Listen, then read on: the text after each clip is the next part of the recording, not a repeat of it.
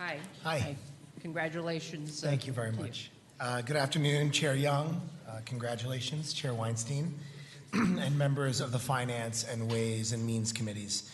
I'm Corey Johnson, the newly elected Speaker of the New York City Council, and it is an honor to be in our state's capital to discuss Governor Cuomo's executive budget for the state fiscal year 2018 to 2019. Since I am new to my office, let me tell you just a little bit about myself. I came to New York at the age of 19, carrying 2 suitcases and knowing 2 people. And from the moment I arrived in our great city, I knew that I belonged. I was able to find a cheap place to live until I got on my feet and found my first job. And for me, New York City is a place where a 19-year-old can arrive on a wing and on a prayer and on a dream and hopefully still make it. I did not come from a rich family. My mother, Anne, was my lunch lady at my local school and cleaned houses on nights and weekends to make ends meet. I was lucky. There were 12 units of public housing in the town that I grew up in, and we lived in one of those 12 units of public housing. So I know that the social safety net works. It lifts up families, and it was a major influence in getting me to where I am today. I am a progressive. That is no secret. However, I did not seek office to indulge in polarization or political games. I took office to get things done, and I look forward to working pragmatically with the governor and with both houses of the legislature in service to the people of my city and this great state. Let me begin with our assessment of the total potential risk of the proposed state budget on New York City. Our tally stands at $750 million. That is a significant reduction in state spending, and it impacts predominantly education and social services. My testimony today will highlight proposals in these areas and I think will have the most negative impact on New York City residents and could set our city back profoundly. As an elected official for the past 4 years and now as City Council Speaker, I know how well the city and state have worked together in the past. Through the city's lobbying efforts and through constructive dialogue, we have achieved great things. For example, last year, the age of criminal responsibility was raised to 17 starting in October and 18 the following October. This was a major priority of the City Council, and we were pleased to see it enacted. Additionally, constructive dialogue ultimately stopped proposed reductions in the general public health work reimbursements to local health departments that provide core public health services to vulnerable populations. Public health, as you may know, is a key area of concern for me and an area I have promised to give my undivided attention to. I am HIV positive. I am the only openly HIV positive elected official in the state of New York. Lastly, we were thrilled to see the Excelsior Scholarship Program established, a first-in-the-nation program to increase college access for thousands of students across New York. And we know that we can reach mutually positive agreements and make changes for the better through the budget process, and that's why I'm here. With respect to the MTA, fixing the subways is the greatest infrastructure challenge that New York City faces today. Make no mistake that the subway is the lifeblood of our economy, and failure to address this crisis will be disastrous. It could be our undoing. First, I'd like to thank the governor for including funding in his budget that covers half of the cost of Phase 1 of the Subway Action Plan. While I agree that New York City residents benefit greatly from the subway system, we are far from its sole beneficiaries. Tri-state residents from all over the transit region use the subway when they come to our city for work or for play. Given the significant contribution the City of New York and its residents already make to the transit system, I strongly urge the state to provide additional funding for the Subway Action Plan in its final budget. With that said, any new funding stream must go directly to the MTA and must be spent efficiently. With clear timelines and appropriate oversight, we need new, smart, sustainable revenue streams to fully fund the MTA's need into the future. One piece of that puzzle is congestion pricing. We need congestion pricing this year, this session. Unfortunately, there are 2 proposals in the executive budget to finance the MTA that are not helpful. One requires New York City to make emergency appropriations to the MTA at the governor's direction and asks the city to fully fund the capital program of the New York City Transit Authority. The second proposes to fund the MTA through the capture of part of the property taxes in Midtown and on the Upper East Side of Manhattan. Nice neighborhoods, certainly, Senator Kruger, but they are not the only ones that benefit by projects like the creation of a new tunnel for the Long Island Railroad. The MTA is a regional agency that benefits areas far up into the Hudson River Valley as well as out east on Long Island. While the city is trying to address its historically large capital needs through the New York City capital budget, let me address design build. During last year's state budget process, use of the design build procurement method was authorized for counties outside of the 5 boroughs. In New York City, I heard the mayor of Yonkers to answer a question from Assemblyman Benedetto. New York City faces soaring construction costs for its capital projects, and the ability to use design build procurement would lower these costs as well as dramatically reduce project timeframes.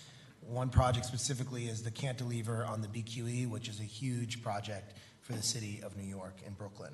Let me take a moment to discuss NYCHA. I know Senator Young was asking questions earlier about this. NYCHA is home to over 400,000 New York State residents who are in desperate need of funding to repair the 178,000 apartments in which they live. The city has responded to chronic federal underfunding of NYCHA by adding $262 million in our preliminary capital plan for a 5-year total of just under $1.4 billion.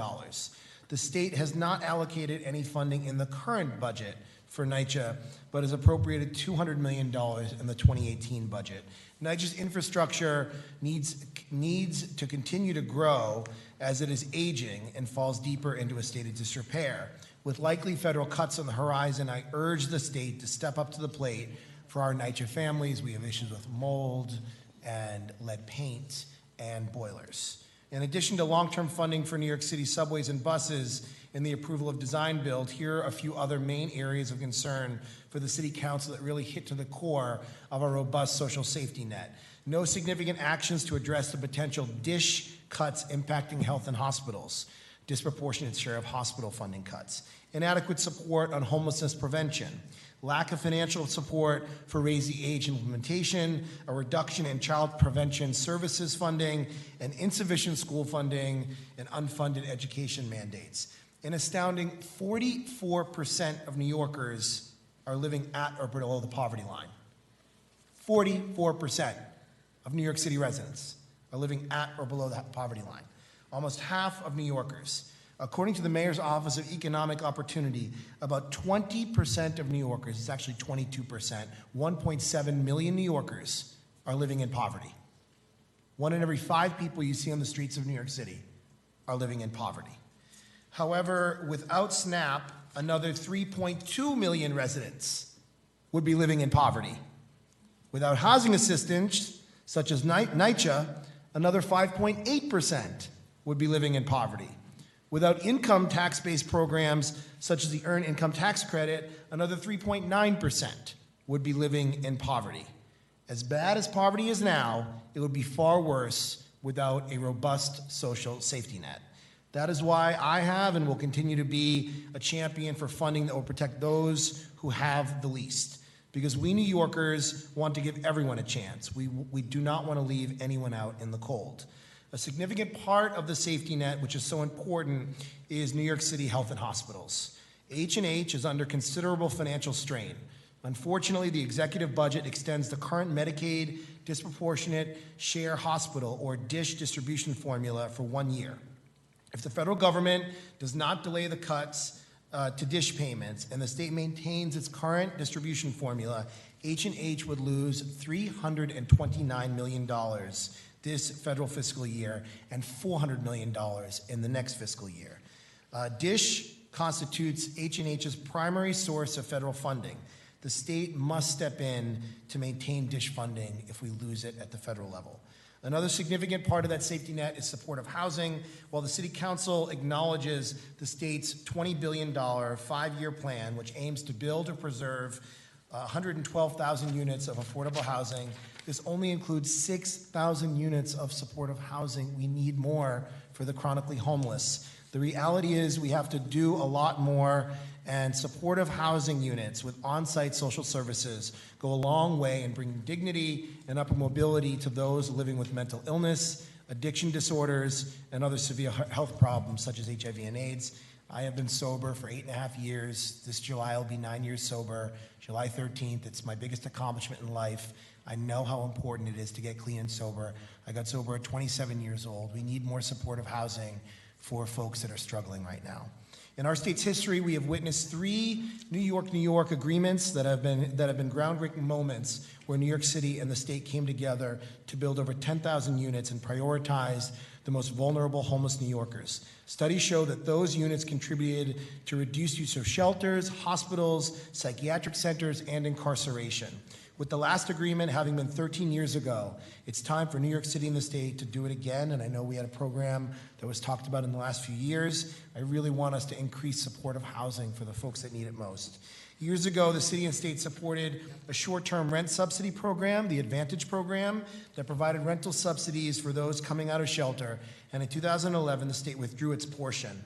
When that program went away, the city and state remained at odds, and the number of homeless New Yorkers increased dramatically during that time frame. Homelessness is a crisis that shows no sign of abating. Every night, over 60,000 New Yorkers sleep in our shelter system. 60,000. 23,000 of that 60,000 are children. The most successful model for ending chronic homelessness is supportive housing, which pairs affordable housing with on-site social services with mental health and substance abuse issues. The plan to enhance support for existing residential housing is welcome. However, the $9.3 million cut to living in communities, LINK rental assistance programs, is completely counterproductive, and it will drive homelessness up even further in New York City. The LINK program has allowed approximately 1,465 families and over 5,000 individuals to move out of shelter since fiscal year 2017. LINK funds the difference between rents that working families and shelters can afford and what New York City rental market demands. It is a successful model and a critical strategy for ending homelessness, one the state should continue to support. The state executive budget also extends reach into the city's street homeless outreach programs. The budget has a clause that allows OTDA to withhold funding from counties if homelessness-related programs are not up to their standard. The city already works with OTDA for approval of homeless programs where state provides support such as rental assistance and rapid rehousing. The state provides no funds for homeless outreach. The proposal is putting the cart before the horse. The state's fiscal 2018-2019 executive budget includes $100 million for state and local costs related to implementation of Phase 1 of Raised Age. The council appreciates an initial support from the state. However, funding for subsequent phases is unclear. As an unfunded mandate, the city could potentially be at a loss of $200 million annually. This, coupled with the reduction of $31 million for the Close to Home initiative, would be detrimental to young people in New York City. We need help from the state to support much-needed reforms that include both diversion programs for 16 and 17-year-olds and residential placement services for juveniles. Lastly, in this area, I'm also concerned with the proposal to cap the state reimbursement for preventative services for New York City only. Preventative services are designed to help families keep their children safely at home and avoid foster care placements. The total loss to the city would reach $130 million in fiscal 2019.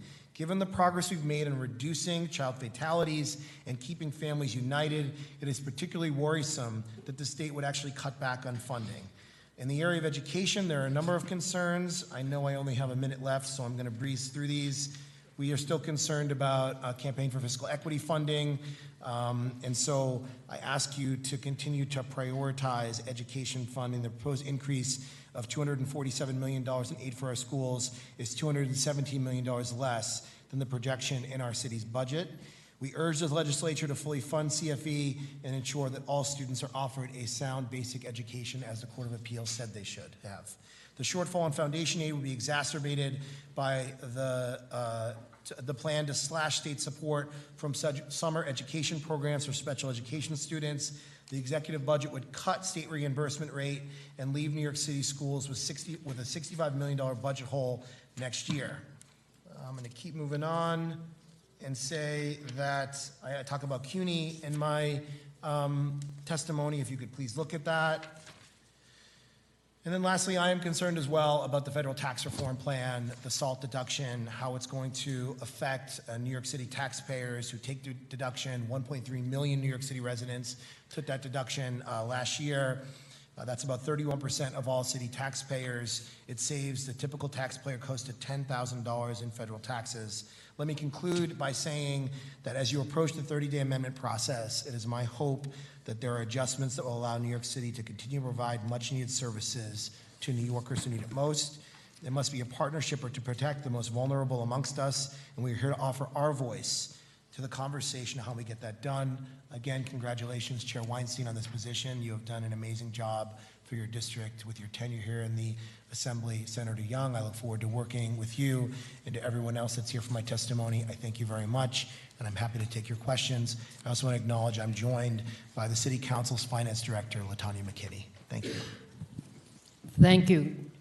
Thank you, Mr. Speaker. Senator Savino. Thank you, Senator Young. Thank you, Mr. Speaker. Nice to say that, Mr. Speaker. Congratulations first, and welcome to Albany for your first budget address. I just want to focus on one or two things in the budget. By the way, I agree with you on the cuts on child protective services and child preventive services, and I will speak extensively on that tomorrow with OCFS and the partner agencies, because you're right. It's not just wrong for the city of New York, it's just wrong, period, particularly at a time when we know there's a greater demand for preventive services.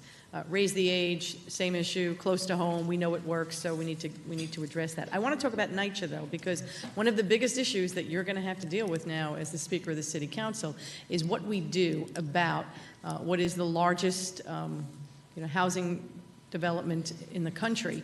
And I know some of your members, particularly Richie Torres, he has been like a dog with a bone on this. He's been a great ally to myself and some of my colleagues in the Senate as we prepare legislation to try and address it. One of the things that we have proposed and the Senate passed unanimously on June 19th of this year was a bill that would require an independent monitor for NYCHA, because part of the problem is mismanagement. It doesn't matter who you put in there.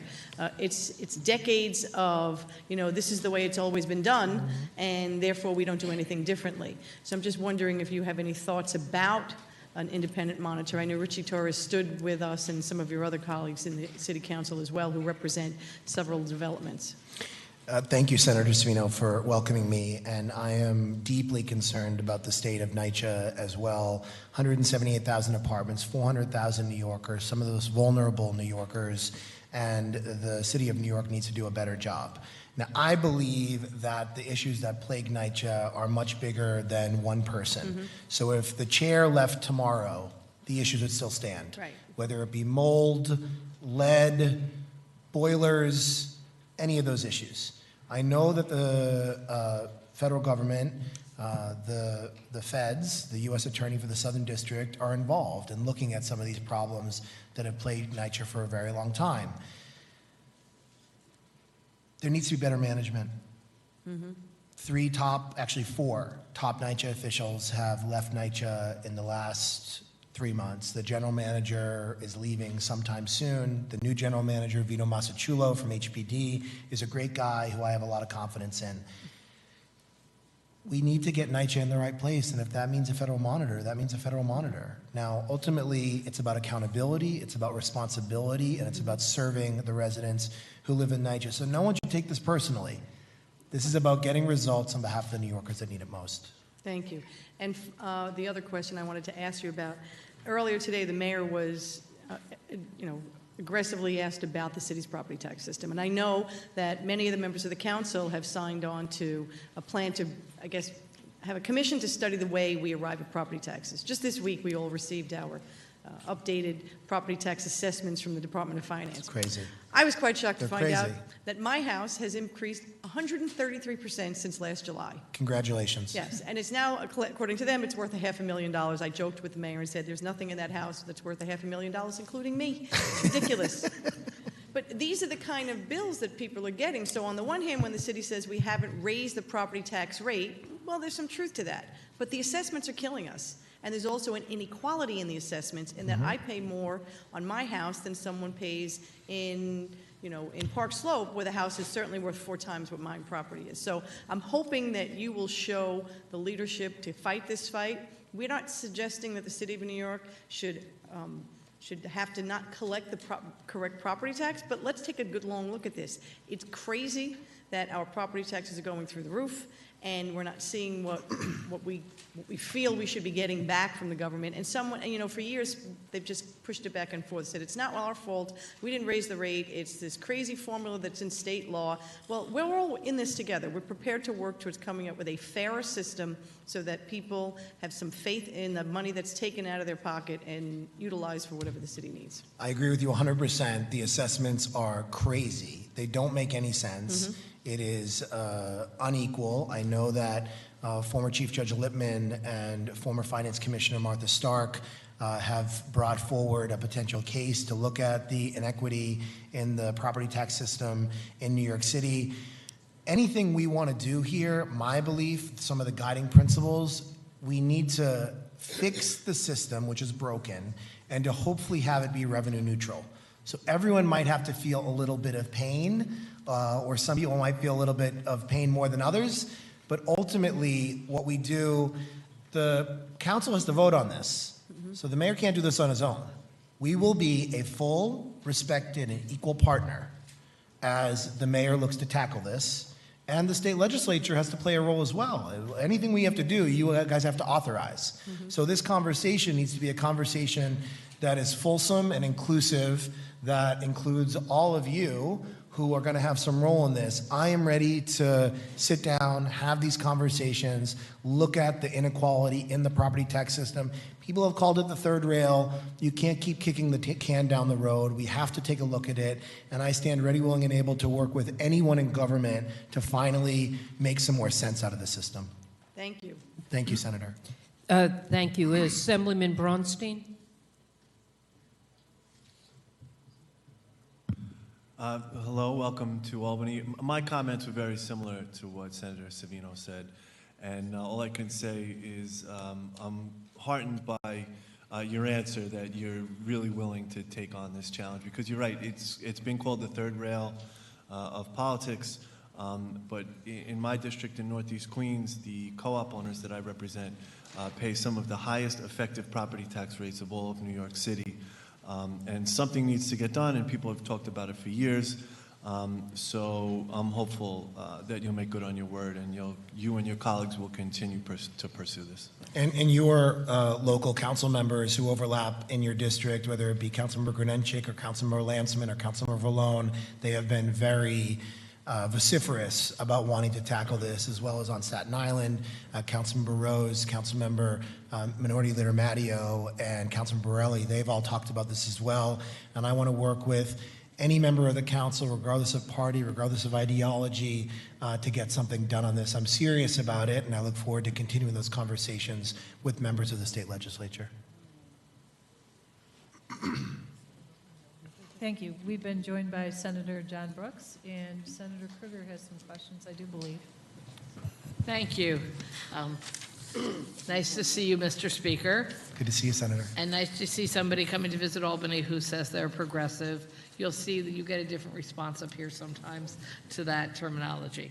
I appreciate your broad testimony on so many issues today.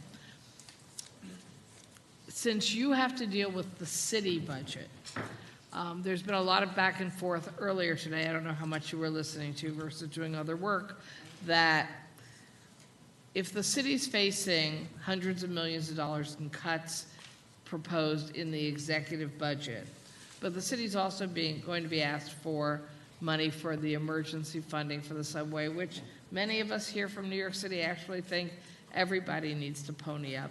We just have to get the subway fixed. Do you think that it's fair to expect the city to lower the amount of the rainy day fund that it's holding out for itself in the absence of knowing what the feds are going to do? Because ultimately, this is all about, who's going to pay for what. You outlined very well in your testimony so many places the state is reducing commitments to the city that it's made in the past. And when the mayor was here testifying earlier, he said that he had $5 million, I believe, in rainy day fund or surplus. I worry that people think that that's a lot of money when that's not necessarily that much money in the face of federal changes. I'm just curious whether your staff has been able to help you predict how we have to think about that as well. Thank you for the question. It's a really important question. I know that Senator Young talked about this earlier with the mayor. I am not an expert, but I think we should look at what experts have said.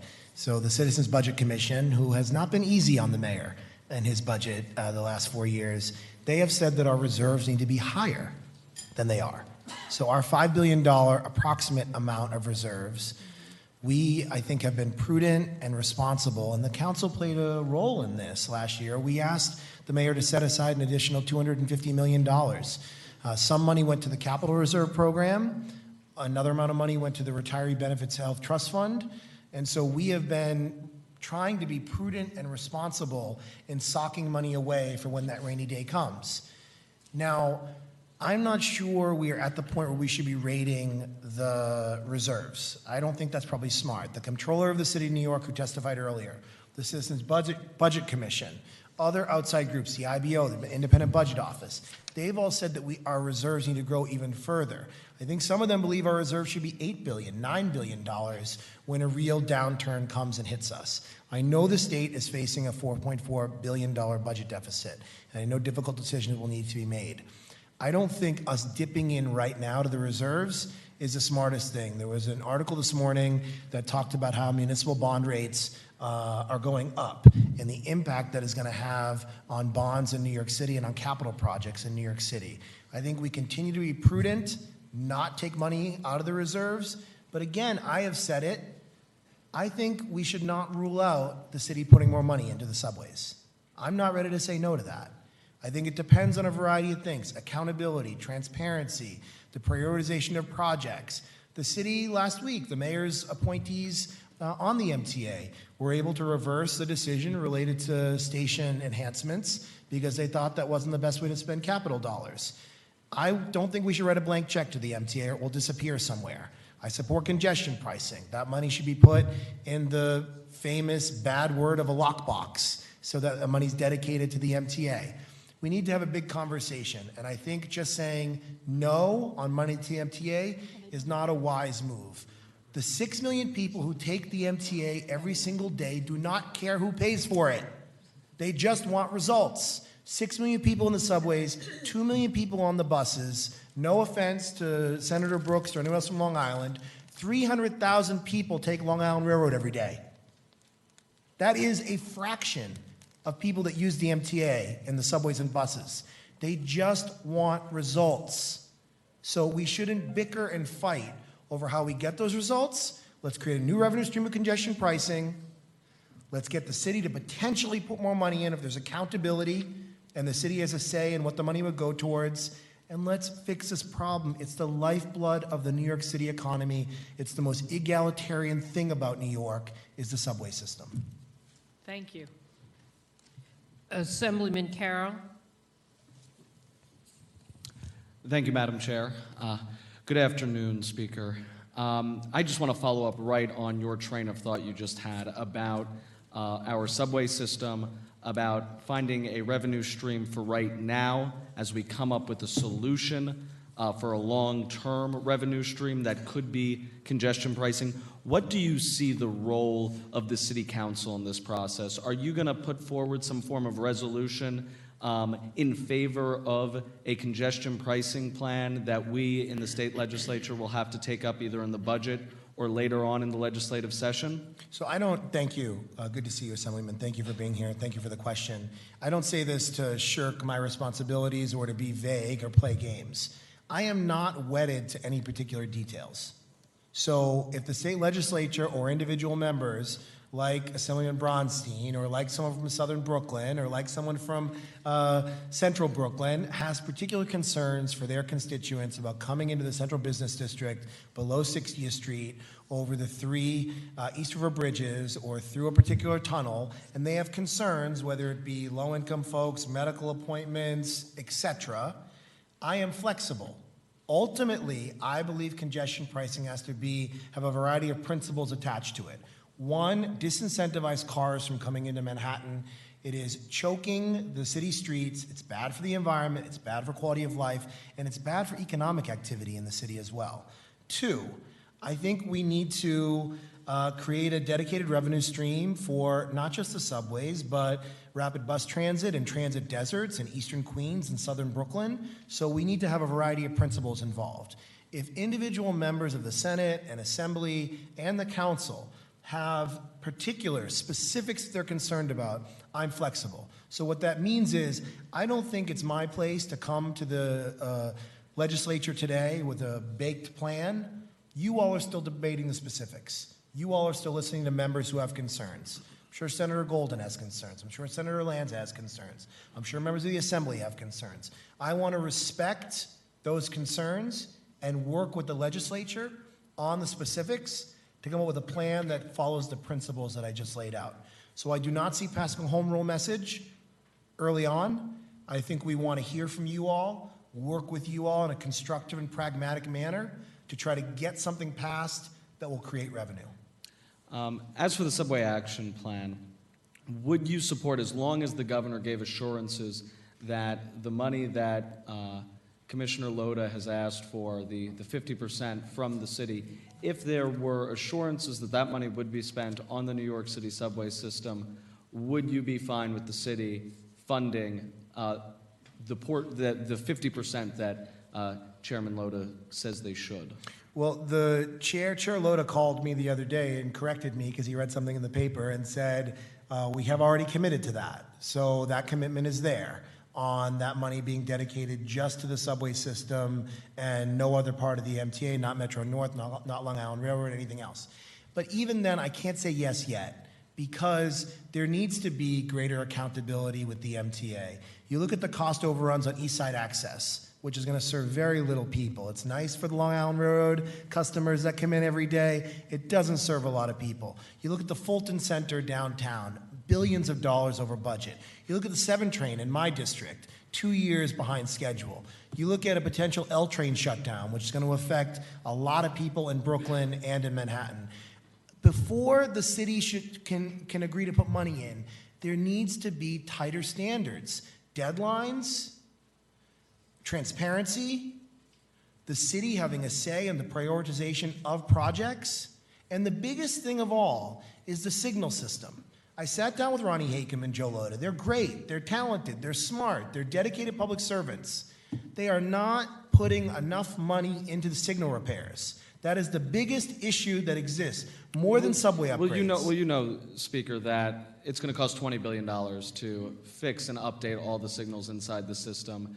You know also that in 2019, in the fall of 2019, the MTA is going to release its next capital budget. Currently, the state comptroller has said that we should expect a budget shortfall in that capital budget upwards of $15 billion.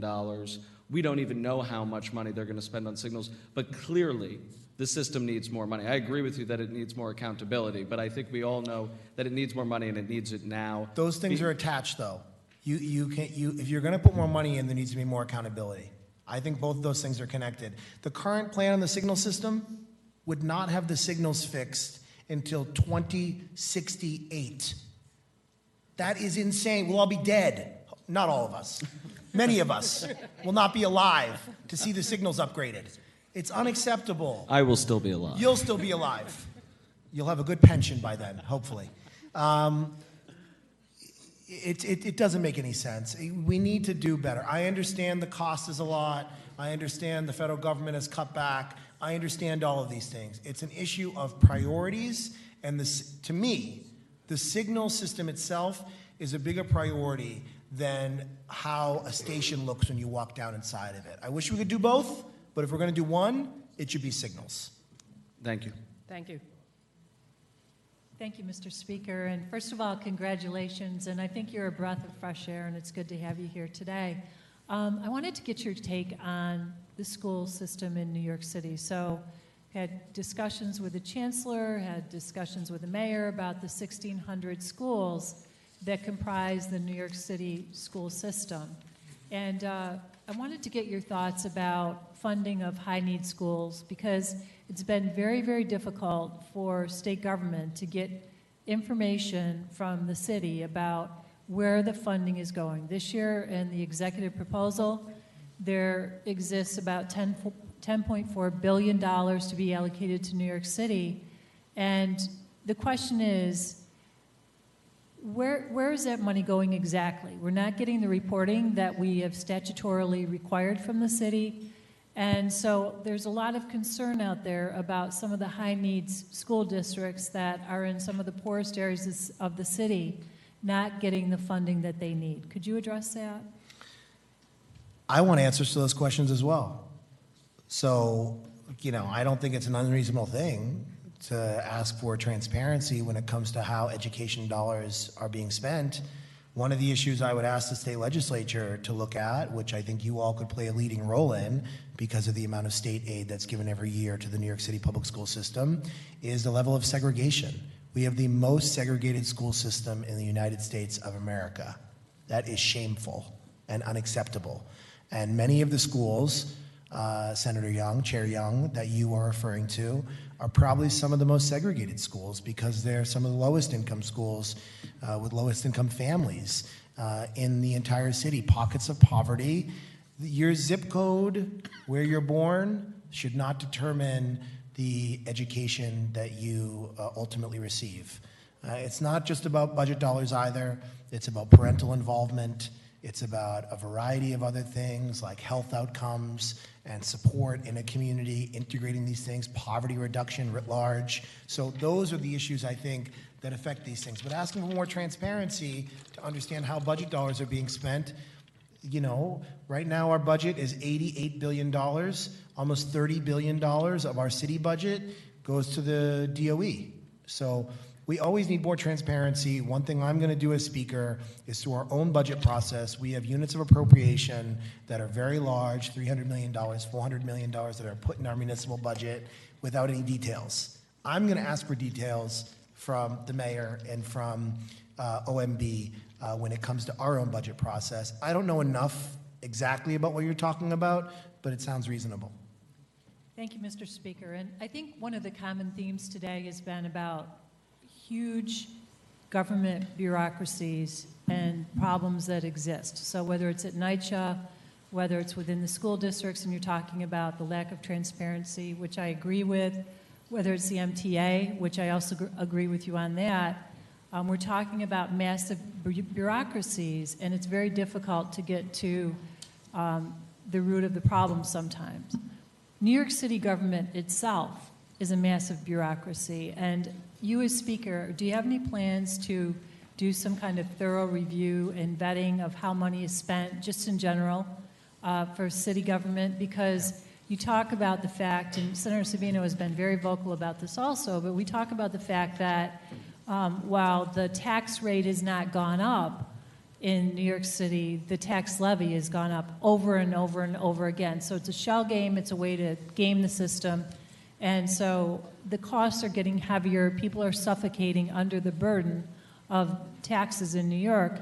It seems to me that there should be some kind of review to see where you can find savings. And I'm not saying you should cut vital programs like education or health or anything like that. But we know that in every huge bureaucracy, there exists waste. So I wanted to get your thoughts about that. So I have a few thoughts. Thank you for the question, Chair Young. It's a very, very important question. One thing I immediately did upon becoming Speaker is I created a new subcommittee in our Finance Committee on capital projects. The city has a 4-year, $69 billion capital plan. 4-year, $69 billion capital plan.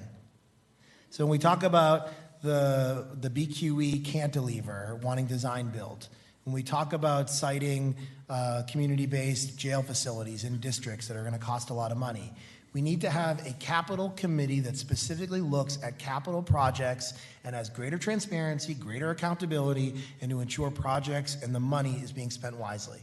I would not disagree with the premise, but I would reorient a little bit on something you said. CUNY, Health and Hospitals, the MTA, NYCHA, and the Department of Education. Those 5 huge bureaucracies or huge agencies that exist to serve millions of New Yorkers, I look at those 5 things. I know there are only 4 legs on a stool, but the 5 legs of a stool of the social safety net in New York City. A robust and vital social safety net for the poorest New Yorkers. And so for me, I'm here today to say, please don't cut the social safety net. We can look at waste, we can look at bureaucracy, we can have greater accountability. The mayor says that he's getting $900 million in savings through agencies as part of our city budget. We're gonna have questions about that in our budget process starting in a month. But when it comes to CUNY, NYCHA, H&H, Department of Education, and the MTA, they are the things that serve the poorest New Yorkers. 1 in 5 New Yorkers is in poverty. 1 in 5, 40%, 2 in 5 are below or at the poverty line. Please do not harm these vital, vital agencies that serve the least among us. Thank you for that. And I also was very happy to hear that you would consider that the city should meet its statutory requirement of providing capital funds to the MTA. I think that's critically important as we move forward. And finally, I know that you said that the problems at NYCHA far exceed just one person, and I agree with that wholeheartedly. However, you need to have trust that the leadership in an agency is doing the right thing, and obviously there's an investigation now being conducted by the federal government that the head of the NYCHA program actually falsified documents that certified that lead paint testing was done within NYCHA. So I believe that there has to be accountability and transparency, as you said. I believe that we need to have answers, and a lot of poor people, as you pointed out, are depending on having a safe environment in which to live. So we need to make sure that this bureaucracy is doing the right things, and I want to associate myself with Senator Savino's point that there should be a federal monitor to oversee NYCHA. This has gone on for decades and decades. It's only getting worse. We need to have something positive happen, so I appreciate your comments, too. Give us some more money. NYCHA needs it. Well, NYCHA needs more money. You know what? We have You can't call for greater accountability and transparency without the requisite amount of But support. here's the problem. So the state has put in $300 million, right? In previous fiscal years. Right.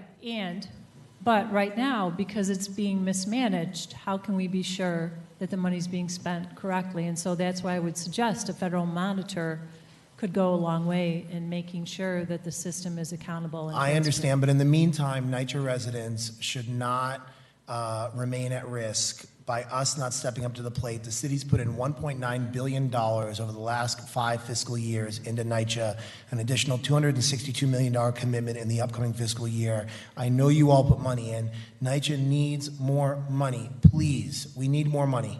But it needs responsible leadership. I don't disagree with that. I'm not here to defend the chair. She is supposed to come to a hearing tomorrow on boilers in front of the city council. I will be at that hearing for as long as the hearing lasts. It's supposed to start at 10 a.m., supposed to go until 4 p.m. Residents are coming, and NYCHA leadership's supposed to be there. She said that she has jury duty tomorrow, so she might not be there. That's unacceptable. She has to be there. So That's good to hear. this council, Councilmember Alika Ampry-Samuels, the new chair of the Public Housing Committee, she has 27 public housing developments in her district. Councilor Richie Torres, who chaired the committee previously, they're going to jointly co-chair that hearing tomorrow to look at the boiler problems and to talk about management issues in a broader way. But I would please, Senator Young, Chair Young, I would ask you not to allow that to get in the way of us stepping up in the way we need to for NYCHA residents. We need more money for these buildings. Good luck with the hearing tomorrow. Thank you. Sounds very You important. want to come? Unfortunately, I have to be, well, no. It's the most wonderful time of the year, budget time in New York State. So fortunately, I have to be here tomorrow. Thank you. We're going to go to Mr. Assemblyman Benedetto, chair of our Cities Committee. Thank you, Madam Chair. Speaker, congratulations, and wish you lots of luck. You have a lot to deal with, especially with some of the members we sent down to you. Many of us have contributed heavily to get them out of here. I'm not going to tell Assemblyman Jonai you said that. No, of Councilmember course not. Jonai, I mean. Listen, I was talking briefly with the mayor as far as congestion pricing. Both of you seem to be fairly on the same page with that. I also mentioned to him about what type of congestion pricing will we have, and basically, will it be a single payer, or will it be a variable fee? And I'll be interested in your opinion on that. And in particular, I'm not talking about doctor's appointments and stuff like that, which is very important and must be considered, but I'm also talking about peak hours versus off-peak hours after 7 o'clock for people who want to come to the nightlife in New York City, who weekends when families want to bring their kids into the city to see the museums and all the cultural advantages the city has. Be interested in hearing your opinion on that. Again, Assemblyman, I'm not saying this to be vague or be evasive in any way. I am really open. So I am open to a plan that would pass the state legislature. I am open to a plan that would address the individual concerns of city council members related to their own constituents and districts. And so I want to see something get done. I want it to get passed this year, this legislative session. My district, if you'll indulge me for a moment, is fairly large geographically.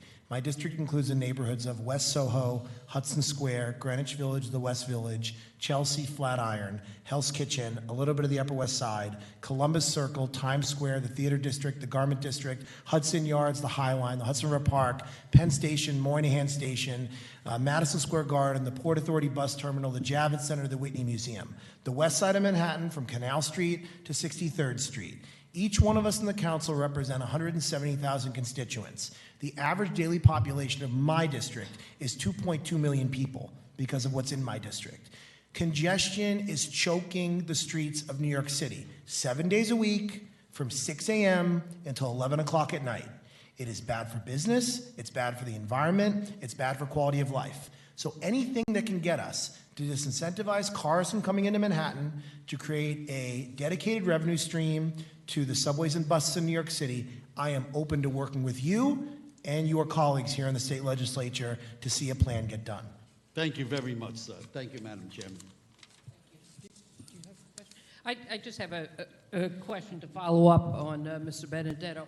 So what do you attribute the increased congestion within your district or within Manhattan to these past few years? I think it's a variety of things. One, I do believe that the for-hire vehicle industry has contributed significantly. Uber, Lyft, Juno, all the other services.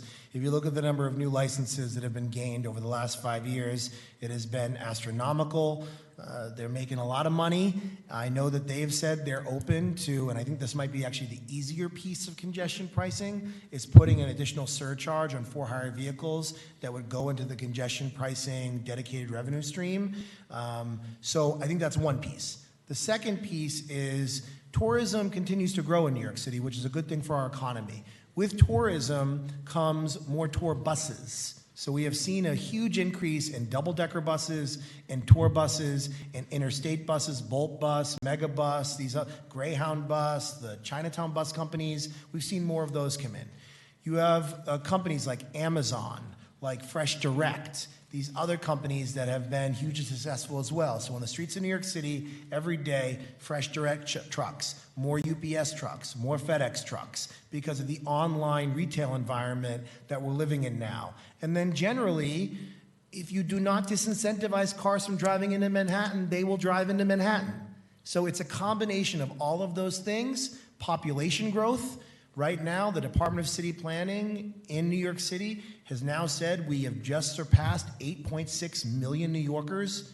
As of today, we're up to 8.6 million. They're now projecting by 2030, in the next 12 years, we're going to pass 9 million New Yorkers. So it's all of those factors that has increased congestion and traffic in New York City. And then there are other issues. Dilapidated Port Authority bus terminal, so you have buses on the streets who can't fit into the terminal.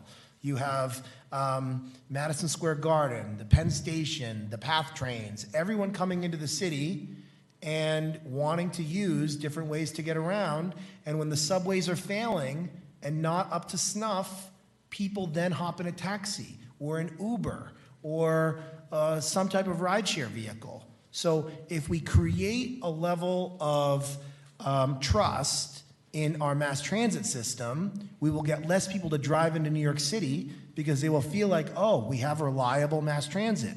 The public doesn't have that right now. So on days when someone says, oh, do I take the train or do I drive?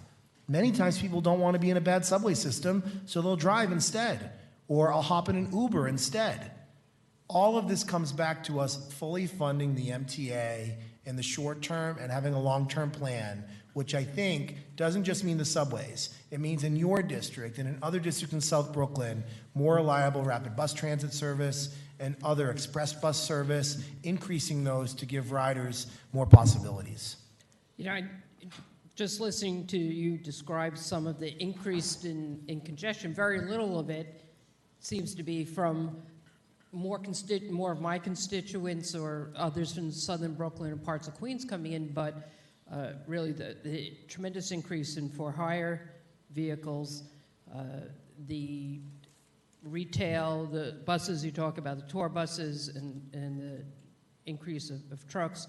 So I would hope that we try and concentrate on some of the causes of congestion rather than something that's a very wide approach that will be difficult for people to agree upon. And, you know, one thing that I noticed, my niece just started at Columbia University. So she was able to she was trying to decide whether to take the train or it was late at night, take the train and a bus to go to my mom on the, who lives in Liz Kruger's district, and the Uber was only $2. The Uber pool was $2. So why would she, you know, and not just her, but why would people take the bus, a subway and a bus when they get paid less money to ride in a car for half the time? So I think we really need to focus on that and to make sure that we're not stealing riders from the subway system and revenues from the subway and bus system onto the ride shares and have a funding stream that can help bring some riders back into the subway and buses. I hear you, and I think that the for-hire vehicle market we need to continue to look at in a series of ways because it has exploded and been very, very successful in taking a big share of folks that may use alternate means of transportation. But I would respectfully say, Madam Chair, and I have the deepest respect for you, and I know you are a huge advocate for your district, and I get it. I would say that we still have to disincentivize cars from coming into Manhattan. And it's not just about delivery trucks and for-hire vehicles. It's about cars generally coming into Manhattan. And until you disincentivize in some way, and again, I'm open. If people need to come in to get to the FDR, don't toll the FDR or the West Side Highway. Make those options on the outer ring free. I'm flexible. I want to come up with something that works, but I don't want us to rule out, I think, a very important part of this in moving the plan forward. Thank you for being here today. Thank you very much, Madam Chair. Madam Chair, thank you all very, very much for having me. I look forward to working together in partnership and cooperation with a level of pragmatism to get things done for the people of New York City. Thank you, Mr. Speaker. As do we. Thank you.